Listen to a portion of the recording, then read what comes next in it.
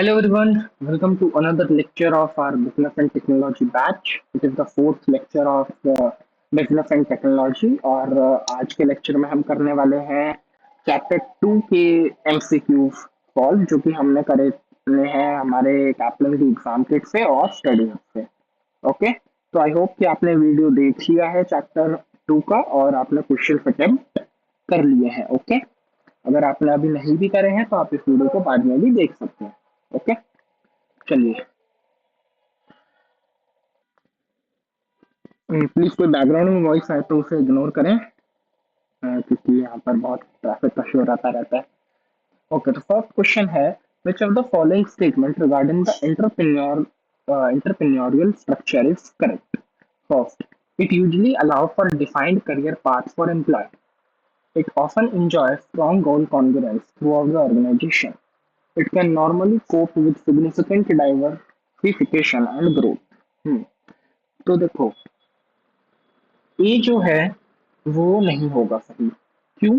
क्योंकि इसमें इन्होंने क्या कहा है कि ये डिफाइंड करियर पाथ जो है वो अलाउ करता है एम्प्लॉयज के लिए, पर ऐसा नहीं है।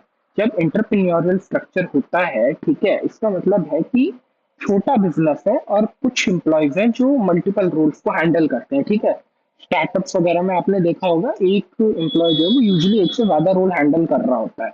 ओके, लेकिन ऑन द अदर हैंड जो फंक्शनल स्ट्रक्चर होता है, ओके, जो फंक्शनल स्ट्रक्चर होता है उसमें क्या होता है, एक तो स्पेसिफिक फंक्शंस बने हुए होते हैं, फाइनेंस, मार्केटिंग, एचआर। तो जो एम्प्लॉय एक स्पेसिफिक फंक्शन में काम कर रहा होता है उसका वो स्पेशलाइजेशन हो जाता है और ये उसका करियर पाथ डिफाइन करता है।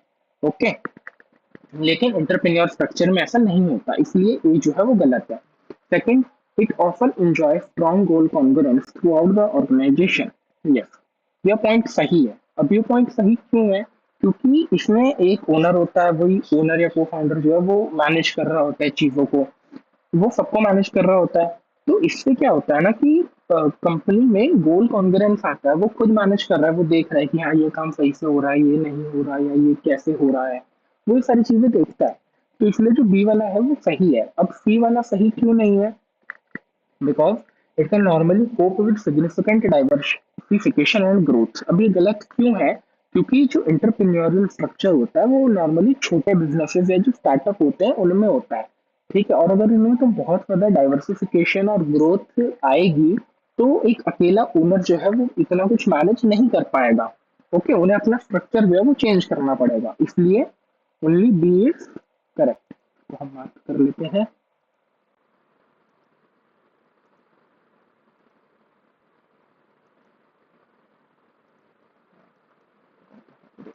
ठीक है, देन हमारा नेक्स्ट क्वेश्चन है which of the following statements about an organisational chart is true?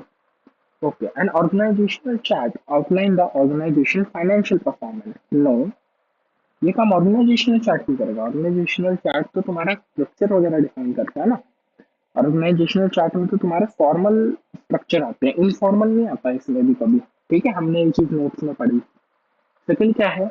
An organizational chart display the formal structure and reporting relationship with the organization. True, क्योंकि organisational chart में हम क्या डालते हैं, फॉर्मल स्ट्रक्चर और reporting relationship डालते हैं ताकि सबको सबका रोल क्लियर हो कि क्या है। ठीक है, यही मतलब होता है ऑर्गेनाइजेशनल चार्ट का। ओके, अच्छा, अब देन थर्ड क्या है? An organisational chart track the organisation sale and marketing strategy. No, organisational chart कोई डैशबोर्ड नहीं है, ये सबको अपने रोल्स और रिपोर्टिंग लाइंस को डिफाइन करने के लिए बनाया जाता है। An organisational chart provide a detail list of the company employees and their qualification. No, अरे मैंने गलती से टिक कर दिया। ठीक है, तो इसका सही आंसर क्या है? बी। देन है हमारा H company makes a variety of unrelated products including bicycle, furniture and electronics. It is aware that each of these products require very different strategies and functions. H wishes to use a structure that would allow for each product to be managed separately but wishes to minimize its overall administrative cost. अब इसमें देखो दो चार keyword है। एक तो कई सारे प्रोडक्ट हैं और वो सब अनरिलेटेड है, बाइसिकल, फर्नीचर, इलेक्ट्रॉनिक सब अलग अलग है। ठीक है, जिनको सबको अलग स्ट्रेटजी और अलग फंक्शंस चाहिए होते हैं। लेकिन उसे क्या करना है, उसे अपनी एडमिनिस्ट्रेटिव कॉस्ट भी मिनिमाइज करनी है। ठीक है, और इसे सबको अलग अलग मैनेज भी करना है। तो ये कैसे हो पाएगा, उसके लिए कौन सा ऑर्गेनाइजेशनल स्ट्रक्चर जो है वो बेस्ट होगा। ओके, चार है यहाँ पर, divisional, entrepreneurial, functional and matrix. अब इसमें कौन सा, मेरे हिसाब से इसमें डिविजनल जो है वो सबसे ज्यादा अप्रोप्रिएट होगा। अब ऐसा क्यों? देखो, एंटरप्रेन्योरियल तो बिल्कुल नहीं हो सकता। क्यों? क्योंकि वो बहुत सारे प्रोडक्ट बनाता है, बहुत सारी डाइवर्सिफिकेशन है उनके, उसमें ग्रोथ है। तो एंटरप्रेन्योरियल तो हो ही नहीं सकता। मैट्रिक्स तब होता है जब तुम्हारा एक या दो से ज्यादा प्रोजेक्ट चल रहे होते हैं, तो प्रोजेक्ट बेस होता है कि तुम दो दो जगह रिपोर्ट कर रहे होते हो। तो बी और डी तो बिल्कुल ही नहीं है। अब सी क्यों नहीं है? क्योंकि सारे जो प्रोडक्ट हैं वो अनरिलेटेड हैं। तो तुम अगर एक ही फाइनेंस फंक्शन या एक ही एचआर फंक्शन या एक ही मार्केटिंग फंक्शन बनाओगे और सारे प्रोडक्ट को उसी में मिक्स कर दोगे, तो इससे क्या होगा, इससे अच्छा स्ट्रक्चर नहीं होगा, मैनेजमेंट पुअर हो जाएगा इससे। तो कौन सा बचा? Divisional. Okay, if H wants to manage each product separately, it will need to adopt either a matrix or divisional approach. Okay, and these would allow the creation of separate division for each product. However, H also wishes to keep administrative costs as low as possible. As the matrix structure has high admin cost due to high number of managers, they should adopt the divisional approach. Okay. Then, which of the following structure result in a potential loss of control over key operating decision and reduction in goal congruence? Okay, कौन सा result करता है potential loss of control में over की operating decision and reduction in goal congruence? कि तुम्हारा loss of control हो रहा है की डिसीजंस पे, और गोल कॉन्ग्रेंस में रिडक्शन आ रही है। देखो, मैट्रिक्स में क्या होता है, मैट्रिक्स में तुम्हारा दो या उससे ज्यादा लोगों को रिपोर्ट कर रहे होते हैं मैट्रिक्स स्ट्रक्चर में। ठीक है, और इसमें तुम्हारा जो है वो लॉस ऑफ कंट्रोल नहीं होता। एंटरप्रेन्योर में तो बिल्कुल ही नहीं होता, मतलब बिल्कुल नहीं कहूंगा, 1% भी नहीं होता। ठीक है, बट क्यों नहीं होता? क्योंकि उसमें ओनर मैनेज कर रहा होता है, वो सारे की डिसीजन लेता है। फंक्शनल में क्या होता है, एक एक फंक्शन बना रखे होते हैं और उनके बेस पे वो होता है, तुम्हारा डिसीजन लिया जाता है। लेकिन जब जियोग्राफिक स्ट्रक्चर होता है, तो इंडिया का अलग डिवीजन, इंग्लैंड का अलग डिवीजन, जापान का अलग डिसीजन। ठीक है, इंडिया वाले अपना डिसीजन ले रहे हैं, जापान वाले अपना ले रहे हैं, इंग्लैंड वाले अपना डिसीजन ले रहे हैं। तो सब अलग अलग डिसीजन ले रहे हैं, तो इससे क्या होता है, लॉस ऑफ कंट्रोल होता है और गोल कॉन्ग्रुएंस में रिडक्शन आती है। Okay, that's why D is correct. Then tall organisations, हमें बताना है ट्रू और false. Tall organisations typically have narrow span of control. True. हाँ, तो ये चीज ट्रू है। क्यों? क्योंकि जितनी टॉल ऑर्गेनाइजेशन उतने ज्यादा लेवल, उतने कम बंदे मैनेज हो रहे हैं। ठीक है, तो ये चीज ट्रू है। उसके बाद a flat organisation is one that have a short scalar chain. ये भी ट्रू है। फ्लैट ऑर्गेनाइजेशन कम लेवल है, कम लेवल है तो स्केलर चेन कम होगी, कम लेवल होंगे। Okay, and wider span of control होगा। Then consider the following benefits. Reduced training cost within an organization, better local decision due to local expertise. एक minute, पूछा क्या है? Which of these are advantage of the centralization? Centralization की बात हो रही है डिसीजन मेकिंग करते समय within an organisation.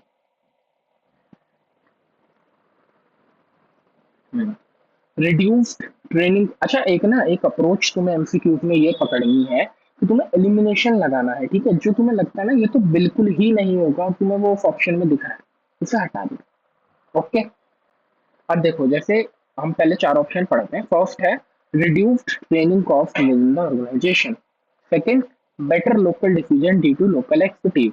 Third, better motivation of staff. Fourth, reduction in suboptimal behaviour. Okay, तो सबसे पहले देखो, सेकंड तो बिल्कुल ही नहीं होगा।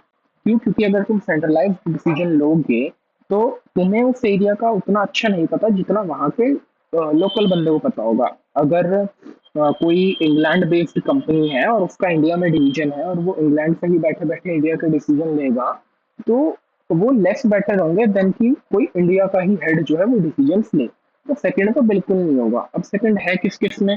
सेकंड ए में है, सेकंड बी में है, तो ये दोनों हटा दो। बचा कौन सा, सी एंड डी। अब एक ऑप्शन और देखना है हमें, सेकंड हट गया। उसके बाद reduced training cost within the organisation. True, ये तो होता ही है ना। क्यों? क्योंकि तुम्हें हर जगह बंदे ट्रेन नहीं करने, तुम्हें बस सेंट्रल फंक्शन में अच्छे ट्रेनिंग एक्सपर्ट बंदे रखने हैं, ठीक है, और वो डिसीजंस लेंगे। तो फर्स्ट तो है ही है। तो अब ये रहा फर्स्ट, और फर्स्ट के साथ खाली फोर्थ ही बचा, reduction in the sub optimal behaviour. सब होता है, सब ऑप्टिमल बिहेवियर होता है ऐसे चॉइसेस लेना जिससे तुम्हारा लॉस हो रहा हो। ओके, तो इसलिए इसमें रिडक्शन आएगा ऑफ। तो फोर्थ एंड फर्स्ट।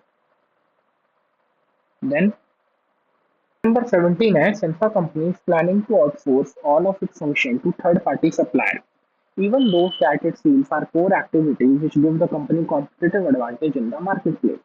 वो अपने सारे फंक्शन आउटसोर्स कर रहे हैं इंक्लूडिंग द कोर एक्टिविटीज। हमने पढ़ा था ये चीज, ये कौन सा बाउंड्रीलेस स्ट्रक्चर है, अगर वो सब फंक्शन अडॉप्ट कर रहे हैं तो आउटसोर्स कर रहे हैं, तो स्ट्रक्चर है जो संसा प्लानिंग कर रहा है अडॉप्ट करने के लिए, वर्चुअल या हॉलो। हॉलो में क्या होता है, वो अपने जो नॉन कोर एक्टिविटीज होते हैं खाली उन्हीं को आउटसोर्स करते हैं, ठीक है। लेकिन वर्चुअल में क्या होता है, वो सबका सब आउटसोर्स कर देते हैं। तो इसमें क्या हो रहा है, इसमें वर्चुअल हो रहा है। तो आंसर कौन सा हुआ, A. Then Sandra manufactures motor vehicle. She have recently decided to stop the manufacturing of car windows and instead will buy the windows ready-made from an external supplier. The remaining components of the motor vehicle will continue to be made by Sandra. Okay. Which of the following structural concepts does Sandra plan most closely match? Hmm. तो कौन सा होगा इसमें से, पूछिए। जो तुम्हारा car window है, ओके, कार विंडो एक तुम्हारा मॉड्यूल है, ओके, ऑफ द मैन्युफैक्चरिंग। तो तुमने अपना क्या करा, तुमने एक मॉड्यूल आउटसोर्स कर दिया। तो ये किससे मोस्ट क्लोजली मैच होता है, हमने किसमें पढ़ा था ये, मॉडुलर में, मॉडुलर स्ट्रक्चर में, ठीक है, जहां पर कुछ पार्ट ऑफ द ऑर्गेनाइजेशन या कुछ पार्ट ऑफ द मैन्युफैक्चरिंग जो है वो आउटसोर्स कर दिए जाते हैं, ठीक है। तो इसका क्या आंसर होगा, मॉडुलर। वर्चुअल नहीं है क्योंकि वो अपना सब कुछ वो नहीं कर रहा, आउटसोर्स नहीं कर रहा।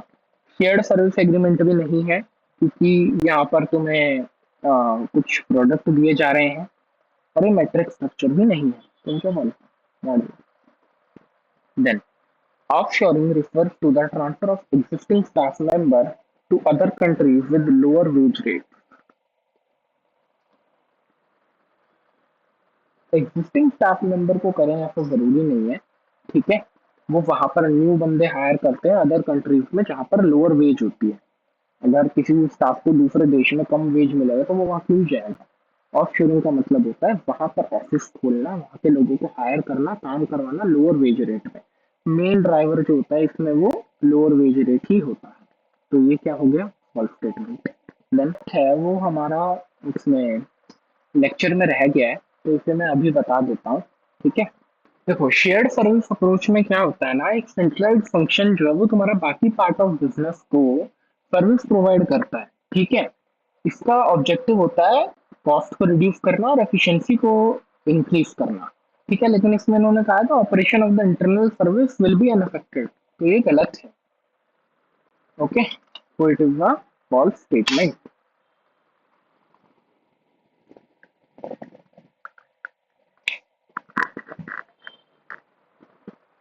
Then Stark Limited is a company that currently manufactures metal tubing. It has recently decided to open a series of new manufacturing plant, which within country H, which it believes it help to break into the European market. Which level of strategy planning would this decision relate to? क्योंकि है कि हमें नए market में enter करना है, ये तुम्हारा स्ट्रैटेजिक डिसीजन होगा, ठीक है, टॉप लेवल का डिसीजन होगा, ओके। फिर टेक्निकल देखेगा कि हमें कैसे एंटर करना है, और ऑपरेशन फिर जब वो एंटर कर जाएंगे तो ऑपरेट करने का काम होगा ऑपरेशनल मैनेजमेंट का।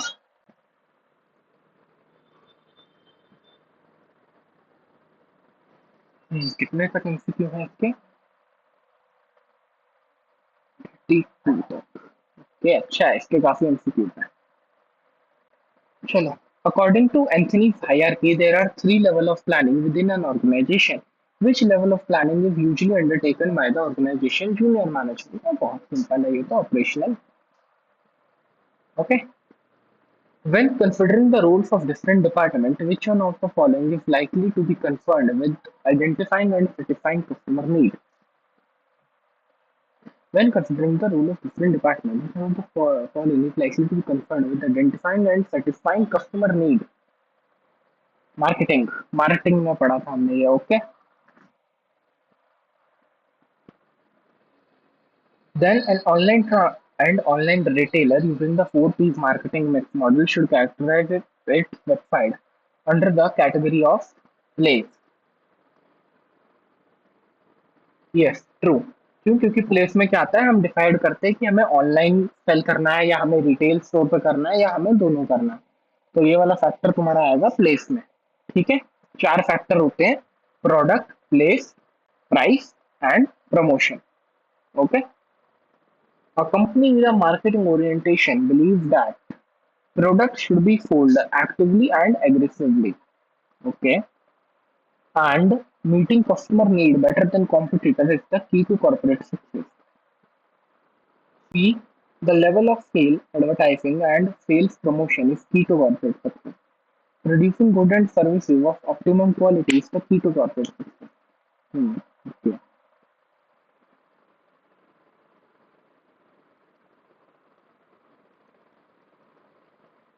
कस्टमर की नीड को मीट करना जो है better than the competitor is the key to corporate success. ये ट्रू है। क्यों?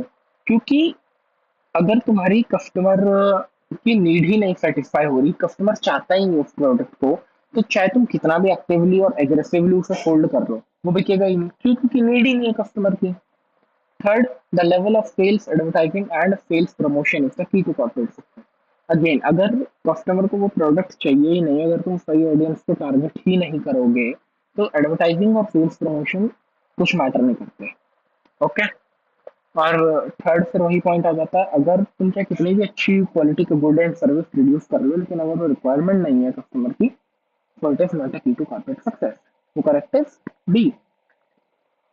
Then the use of basic rather than the extended marketing mix is more appropriate when a company directly interact with consumers such as a supermarket, specialize in the manufacturing of consumer क्या कह रहा हूँ मैं, specialize in the manufacturing of computer components that are then sold on to an intermediary, then providing services such as telecommunications and aims to minimize its expenditure on marketing। हमने notes में एक छोटा सा पॉइंट पढ़ा था कि services में आगे तीन पीस और ऐड हो जाते हैं: प्रोसेस, पीपल एंड एक और था। ठीक है। तो वो कब पढ़ा था हमने? जब सर्विसेज होती हैं तो। और सर्विसेज हमारे यहाँ कौन से वाले में जा रही है?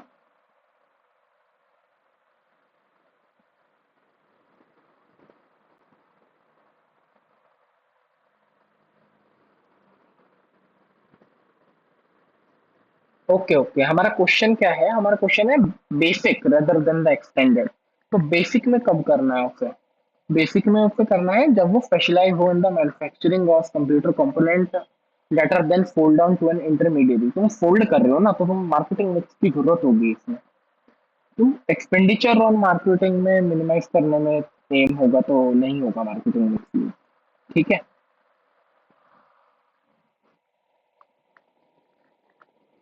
देन 27वां है हमारा, विच of the following is not a part of marketing mix? Hmm. Physical evidence public relation नहीं है। ठीक है। पीपल, प्रमोशन, फिजिकल एविडेंस, ये तीनों एक्सटेंडेड मार्केटिंग मिक्स के एलिमेंट है। ठीक है। इसलिए अगर किसी ने क्वेश्चन कर भी लिए तो भी एक बार ये वीडियो देखना जरूर, क्योंकि इसमें कुछ कुछ कॉन्सेप्ट भी है, जैसे मैंने भी वो शेयर सर्विस वाला एक्सप्लेन करा, और ये तीनों एविडेंस, तीनों elements of the extended marketing mix. तो ये वीडियो जरूर देखना। Okay. What element of the marketing mix are the following situation concerned with? Situation. Arian Company manufacture and sells board game. It is currently It is currently considering the packaging quality and design of the board games as a part of strategic review. Okay, तो हमारा marketing mix में क्या होता है? Price, place, promotion and, अच्छा हमसे product और place के में पूछा है कि वो प्रोडक्ट में आएगा या प्लेस में आएगा। ओके, तो यहाँ पर तो मैन्युफैक्चर और सेल ही हो रहा है, वो भी पैकिंग क्वालिटी और डिजाइन देख रहा है, तो ये तो ऑफकोर्स प्रोडक्ट में आएगा। प्रोडक्ट में हम देखते हैं हमें उसको बनाना कैसे है, ठीक है। और प्लेस में हम क्या देखते हैं कि हमें उसको ऑनलाइन बेचना है, स्टोर पे बेचना है, या दोनों तरीके करना है। एंड सेकंड है हमारा, a key decision when reviewing the marketing mix is whether to sell directly to the consumer or indirectly through an intermediate. ये प्लेस है। Then a business is planning to launch a new product. It plans to sell this product in Europe and America, but will charge more in America as it feels American customer will be willing to pay more. What type of pricing strategy is the business considering? Okay, हमने अभी तक pricing जो है वो नहीं पढ़ी है इसमें, ठीक है, तो मैं प्राइसिंग वाला कॉन्सेप्ट भी समझा देता हूँ। 9 नंबर क्वेश्चन पे, और मेरे को आपको एक टॉपिक समझाना था प्राइसिंग का, जिसके लिए मैंने नोट्स में कुछ अपडेट्स करे हैं। और अब हम एक बार प्राइसिंग पढ़ लेते हैं, ठीक है। प्राइसिंग जो है वो कई तरीके की होती है, कई डिफरेंट प्राइसिंग टैक्टिक्स जो है वो यूज करते हैं बहुत सारी कंपनियां। ओके, कि वो कैसे किस प्राइस पे वो अपने गुड्स या सर्विसेज को बेचेंगे, ये वो कैसे कैलकुलेट करते हैं, कैसे डिसाइड करते हैं। Okay, first is cost plus pricing. इसमें क्या करते हैं, calculate the cost per unit और उसके ऊपर मार्कअप ऐड करते हैं। मार्कअप आप अभी इतना समझ लो कि मान लो अगर 250 मेरी कॉस्ट है, 250 मेरी कॉस्ट है, उसके ऊपर 20% का मार्कअप हो गया आपका 50 रुपी, तो टोटल आपका सेलिंग प्राइस कितना आ गया? 300। पेनिट्रेशन प्राइसिंग में क्या होता है, जब आप लॉन्च कर रहे हो प्रोडक्ट तो आप लो प्राइस पे करते हो, ताकि आप जल्दी से जल्दी मार्केट शेयर जो है वो गेन कर सको, ठीक है। इसका सबसे बढ़िया एग्जांपल है जियो। जियो जब स्टार्टिंग में लॉन्च हुआ, उन्होंने फ्री में सिम बांटी, फ्री में डेटा दिया, सब कुछ ताकि वो मार्केट शेयर गेन कर पाए। Okay, then price came in, set a high price at launch to skim off customer willing to pay more. Price is lowered later. Starting में तुम हाई प्राइस लो, उसके बाद फिर तुम बाद में प्राइस कम कर दो, ठीक है। उसके बाद परसीव्ड क्वालिटी प्राइसिंग, इसमें जानबूझ के हाई प्राइस रखा जाता है ताकि हाई क्वालिटी की इमेज क्रिएट हो सके, जैसे कि फरारो रोशे जो चॉकलेट होती है, ओके, उसमें क्या करें उन्होंने जानबूझ के हाई प्राइस रखा हुआ है, और लोग क्या करते हैं, उस हाई प्राइस के चक्कर में सोचते हैं कि ये बहुत अच्छी क्वालिटी है, और इसलिए वो हाई प्राइस पे करते हैं, ठीक है। उसके बाद गोइंग रेट प्राइसिंग, इसमें वो क्या करते हैं, कॉम्पिटिटर का जो प्राइस है उससे मैच करके प्राइस सेट करते हैं। लाइक अगर आपने आज की डेट में देखा होगा तो बीच में क्या हो रहा था ना, बहुत सारी कंपनीज जो है टेलीकॉम की, वो अपने प्लान के रेट सेम रख रही थी। अगर जियो रेट बढ़ा रहा था तो वोडाफोन एंड और एयरटेल, इवन बीएसएनएल, बीएसएनएल ने भी अपने रेट बढ़ा दिए। ओके, उसके बाद प्राइस डिस्क्रिमिनेशन, हम डिफरेंट प्राइस चार्ज करते हैं for the same product in different market. Okay, like जैसे इंडियन मार्केट में मैकडोनल्ड मिलेगा तुम्हें 80 रुपए का, ओके, मैकडोनल्ड का बर्गर 80 का मिलेगा, लेकिन वही यूके में लेने जाओगे तो $4 का मिलेगा, विच इज अराउंड 400 350। ओके, तो different price in different market. Then loss leader pricing, अपने प्रोडक्ट को लॉस पे बेचते हैं ताकि कस्टमर जो है वो उन्हें बाय करे, और साथ में कुछ और प्रॉफिटेबल प्रोडक्ट जो है वो भी बाय करे, ठीक है, कि एक चीज लॉस पे बेच दी और चार चीजों में प्रॉफिट बना लिया। ये होता है loss leader pricing. Then captive product pricing, इसमें क्या होता है, मेन प्रोडक्ट जो है वो चीप पे प्राइस करते हैं ताकि कस्टमर अट्रैक्ट हो, लेकिन जो उसके साथ पोटेंशियल एड ऑन है वो हाई प्राइस पे होता है, ठीक है। लाइक जैसे आप देखोगे रेजर जो होता है, रेजर अगर आप कंप्लीट लोगे तो वो सस्ता आता है, ठीक है, लेकिन बाद में जब आप उसके अलग से शेविंग ब्लेड्स लेने जाते हो तो वो महंगे आते हैं, ठीक है। तो ये था आपका पूरा कॉन्सेप्ट ऑफ द प्राइसिंग। अब चलते हैं वापस अपने एग्जाम किट पे। अब इसमें उन्होंने कहा है कि business is planning to launch a new product. It plans to sell this product in Europe and America but will charge more in America as it seen American customer will be willing to pay more. अभी किस तरीके की pricing strategy है? ये है different price in different market. तो ये हुआ price discrimination. Okay, clear? Price discrimination, different price in different market. Then printers are available to buy very cheaply. However, the cartridge required to operate them are expensive. What kind of pricing strategy are the printer manufacturers using? Captive product pricing. Captive product में अभी हमने क्या पढ़ा था कि जो main product है उसे सस्ता रखो और कार्टेज को एक्सपेंसिव. कार्टेज ही मीन्स जो एसेंशियल एड ऑन है उसे एक्सपेंसिव रखो. ठीक है.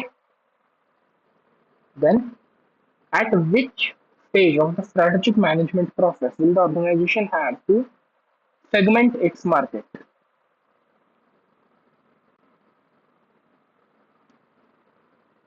Now, the first question is what is segmentation? Segmentation क्या होता है? ठीक है, सेगमेंटेशन का मतलब होता है कि पूरे मार्केट को हम ग्रुप्स में डिवाइड करते हैं. ठीक है, और हम ये डिसाइड करते हैं कि हमें कौन सा मार्केट सेगमेंट जो है वो टारगेट करना है. अब लाइक अगर मैं एग्जांपल दूं कि जैसे किसी कंपनी ने एक पूरे मार्केट को कुछ सेगमेंट में बांट दिया on the basis of age कि children, teenagers, adult, okay, then senior citizens. और अब वो इसमें डिसाइड करेंगे कि मान लो हमें खाली चिल्ड्रंस को वो करना है टारगेट. ठीक है, चिल्ड्रन वाला जो हमारा सेगमेंट है उस पर टारगेट करना है. और ये होता कब है? ये होता है हमारा स्ट्रैटेजिक लेवल पे. ओके, तो स्ट्रैटेजिक लेवल पे हम क्या करते हैं? हम चूज करते हैं कि हमें कौन सा सेगमेंट जो है वो टारगेट करना है और क्या हमें सेगमेंट करना है मार्केट या नहीं करना. उसके बाद promotion is about encouraging customer to buy the organization product or services by moving them through four stage. कौन कौन से फोर स्टेज होते हैं? Action, awareness, desire and interest. अब हमसे पूछा है कि कौन सा करेक्ट ऑर्डर होगा फॉर दिस फोर स्टेजेस. तो सबसे पहले हम करेंगे अवेयरनेस. हम बताएंगे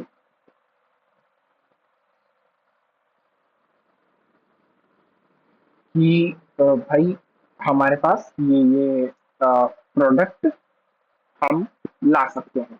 हम अवेयर करेंगे कस्टमर्स को. उसके बाद हम करेंगे इंटरेस्ट कि वो इंटरेस्ट ले हमारे प्रोडक्ट में. ठीक है, उनको इंटरेस्ट आए.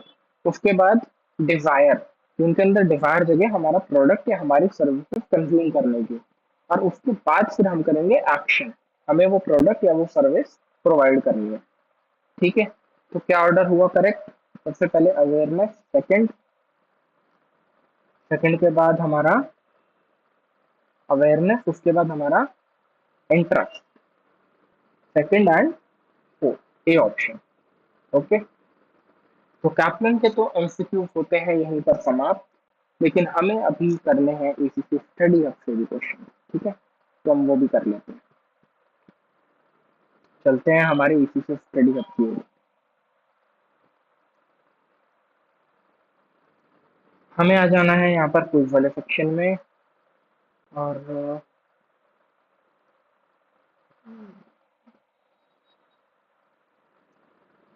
चैप्टर 2 तो हमारा स्टेक होल्डर के ऊपर है. ओके, आई थिंक ये external yes, business organisation structure, chapter number 11 के हमें एमसीक्यू करने हैं. हमें करने हैं 11 चैप्टर के एमसीक्यू. हम चलते हैं 11 चैप्टर पे. Which of the following are the advantages of functional organizations? Boosts decentralized organizations, pools expertise, focus on internal process, facilitates quick response to environmental change, and facilitates the requirement of specialists. Hmm.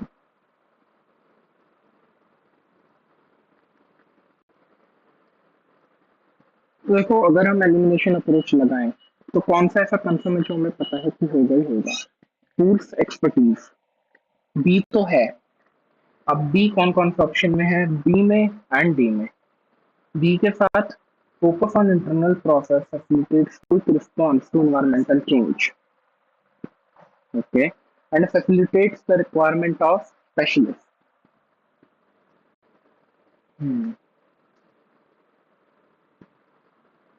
देखो D तो है, क्योंकि अगर तुम एक functional organisation में एक function में स्पेसिफिक टास्क करोगे तो उससे तुम उस काम में स्पेशलाइज हो जाओगे। ओके, तो ये तो है, डी है और बी है। Now I am confuse for A and C.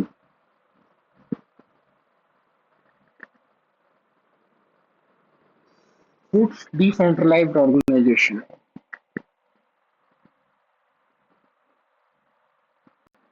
Functional organisation में अगर डिसेंट्रलाइज्ड ऑर्गेनाइजेशन है तो तुम्हें सेंट्रलाइज्ड डिसीजन नहीं लेना पड़ेगा। आई डोंट थिंक सो कि ए ठीक है, क्योंकि फंक्शनल ऑर्गेनाइजेशन में एक सेंटर फंक्शन बना रखे होते हैं और वही डिसीजन लेते हैं। तो ए तो नहीं है, तो only B and D. B and D. Then the scalar chain of an organization influences its structure. Yes. Which of the following statement describe the scalar chain of an organization? The number of reporting lines between the top and bottom levels of an organization. True. Then the number of subordinates reporting to a manager. No. The number of levels of delegated authority. True. The number of subordinates in one location. 1 and 3 only.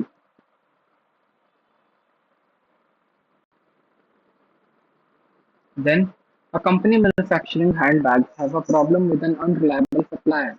It is currently in negotiations with a new supplier so that it can meet the production schedule next month. Which level of planning does this problem involve?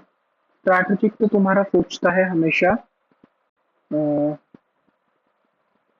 Top level का, उनकी कुछ years की वो होती है। और tactical और I think it will be tactical and operational. Why? क्योंकि ऑपरेशन का काम होता है डेली डेली वाला संभालना, और लेकिन इसमें टैक्टिकल मैनेजमेंट को भी अब इन्वॉल्व होना पड़ेगा बिकॉज इट्स अ की resource. So I think the answer would be 2 and 3 only. Then Adrian, Leslie, and Manju all work in the purchasing department of an organization. They carry out similar work but have responsibility for managing different contracts within the organization. Leslie is very busy at the moment working on the tender process for a large contract that is up for renewal. Adrian and Manju have little work that urgently needs their attention, so they offer to help Leslie with her tender so that she is ready on time. They do not ask permission from the head of purchasing department to carry out this work in favor of their own. Which of the following, which of the circumstances listed below does this situation illustrate? Unfair allocation of work by the head of purchasing. Efficiency can be created by the informal organization. True. The head of purchasing department has no authority or respect in this organization. नहीं, ऐसा बिल्कुल नहीं है। The rules are made to be broken. ये क्या बात है? नहीं, B is the correct one. Paul works as a desktop publishing specialist in an advertising agency. Paul creates layout for print-related advertising campaigns for the 8 account managers and the art director he supports. He also works closely with the agency 5 art managers and their creative director. Which structure best describes this section of this advertising agency? Entrepreneur.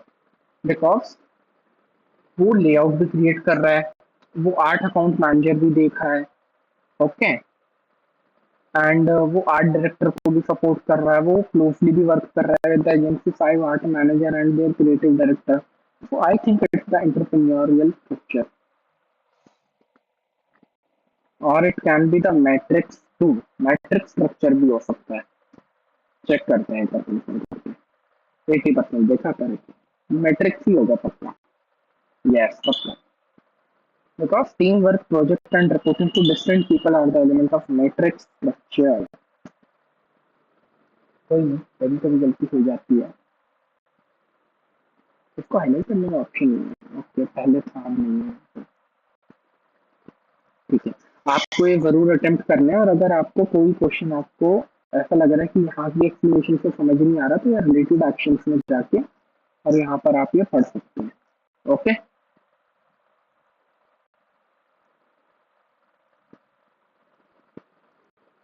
Then practice में चलते हैं, chapter number 11।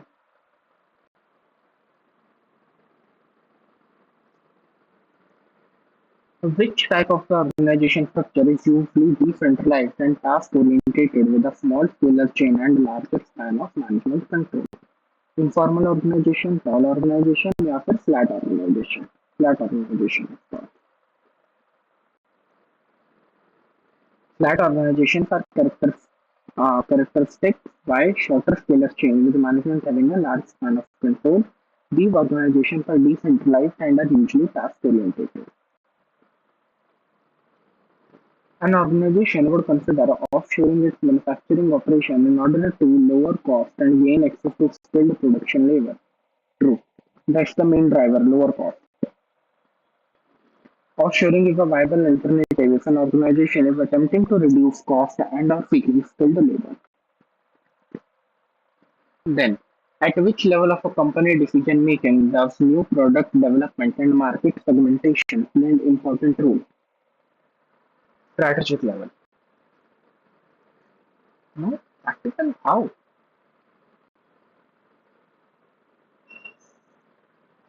Company develops market. पढ़ते हैं. The tactical level involves decision concerning the efficient and effective deployment of resources in the short to medium term. Market and product issues such as product development and market segmentation issues.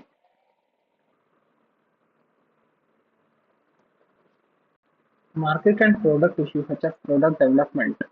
Product development की product को develop कैसे करना है, ये तो tactical management देखेगा, implement करेगा ना, बेसिकली टेक्निकल लेवल का काम है इम्प्लीमेंटेशन का, तो इम्प्लीमेंटेशन तो टेक्निकल लेवल ही करेगा,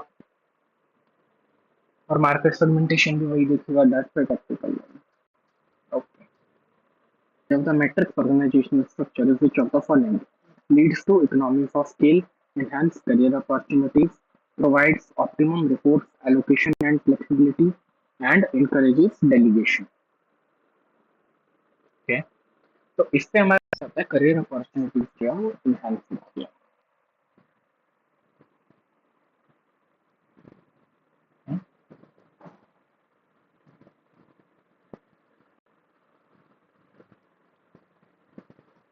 ओह अच्छा, okay. Optimum resource allocation and flexibility, resource allocation ज्यादा अच्छे से हो पाती है. ठीक है, आई थिंक नोट्स थोड़े और ज्यादा डिटेल्ड बनाने पड़ेंगे, डोंट वरी, मैं अगली बार से उस चीज का ध्यान रखूंगा. Multinational services company is a large conglomerate with various business divisions. All accounting activities are performed by an internal single dedicated unit which allocates the cost incurred to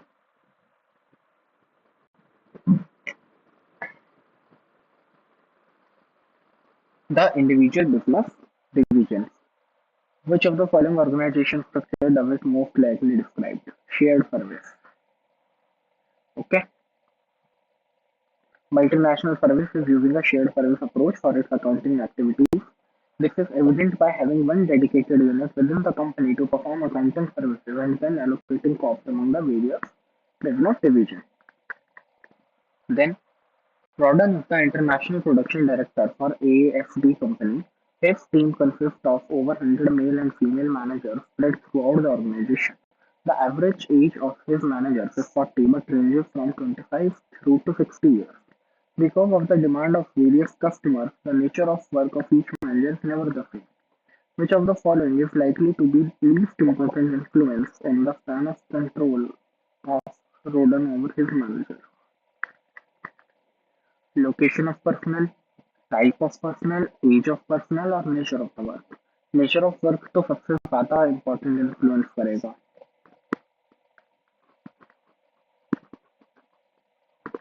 Location of personnel भी करेगा. Type of personnel भी करेगा.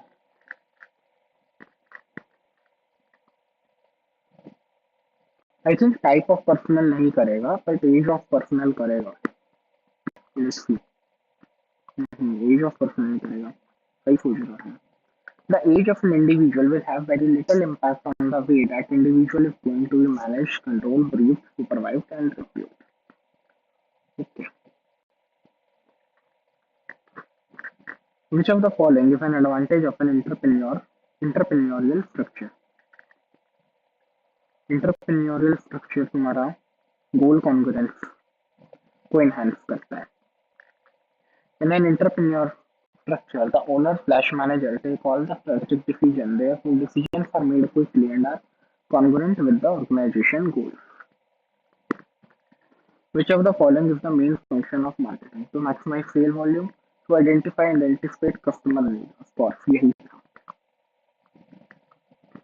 the basic principle that underlies marketing is that it is a management process that identifies and anticipates customer need. The other distractors in the question refer to specific activities undertaken by a marketing function. Then, which one of the following is a potential advantage of decentralization? Risk reduction in relation to operational decision making. ऐसा नहीं है. More accountability at lower level. Yes. And consistency of decision making across the organization. नहीं. Consistency तब आती है जब centralization होता है. Risk reduction तब होता है जब centralization होता है. Okay? तो तीन गलत गए. कोई बात नहीं. We will improve. हो जाती है कभी कभी गलतियां. ठीक है, तो हमारा फाइनली चैप्टर 2 जो है वो खत्म हो चुका है। और आपको ये चैप्टर अच्छे से प्रिपेयर करना है। एक बार स्टडी टेक्स्ट जरूर पढ़ लेना कैप्लन का। ठीक है, सारे ही रिसोर्सेज आपको मेरे टेलीग्राम चैनल पर मिल जाएंगे। और अगर आपको कोई डाउट हो तो एक हमारा डिस्कशन चैनल है टेलीग्राम का जिस पर आप डाउट ड्रॉप कर सकते हैं और मैं इसमें आपको जरूर आपका डाउट सॉल्व करके दूंगा। ओके, तो हम मिलते हैं नेक्स्ट लेक्चर में जिसमें हम करेंगे हमारा चैप्टर नंबर 3 स्टार्ट। तब तक के लिए गुड बाय।